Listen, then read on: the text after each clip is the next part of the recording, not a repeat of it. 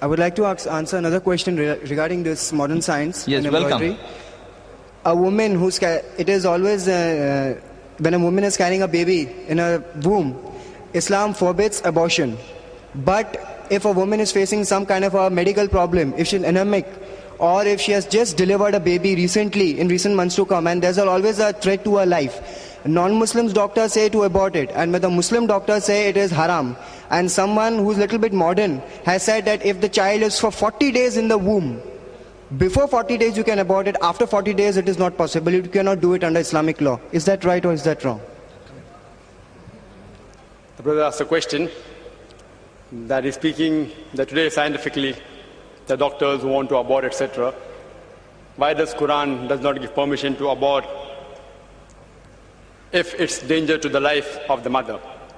Quran speaks about abortion in Surah Anam, chapter 6, verse number 151.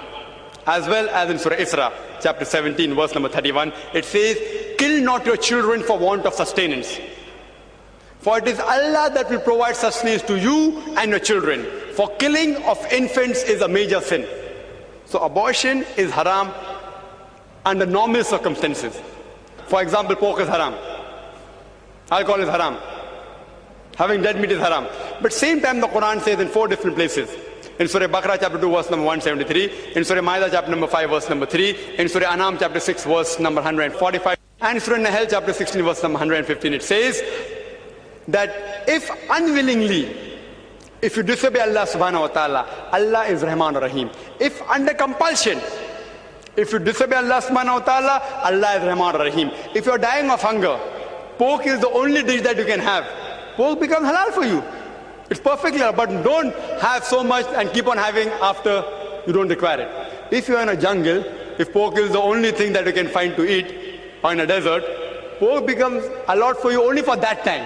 When you come back to the city, it becomes haram. The same way abortion, just because you don't want a child, is haram in Islam. It's a major sin. But if it's a danger to the life of the mother, it's totally allowed. Because in Islam, the life of the mother is more precious than the life of the child, which has not come in being on its own. I do know there are certain people who say that after 40 days it's not allowed, before 40 it's allowed. Quran is very clear-cut on that. If it's a danger to your life, unwillingly if you disobey Allah subhanahu wa ta'ala, it's totally allowed. So if the doctors say that you have certain heart problem and the labor pains will cause a strain on your heart, the mother will die, you have to abort, you have to go ahead with it. Because in Islam, you cannot sacrifice a greater loss to save a small loss. The life of the mother who's already alive and adult is more important than the child who cannot live on its own. So in these cases, if it's a danger to the life of the mother, it's totally allowed in Islam. If it's not a danger, it's haram. Hope that answers the question.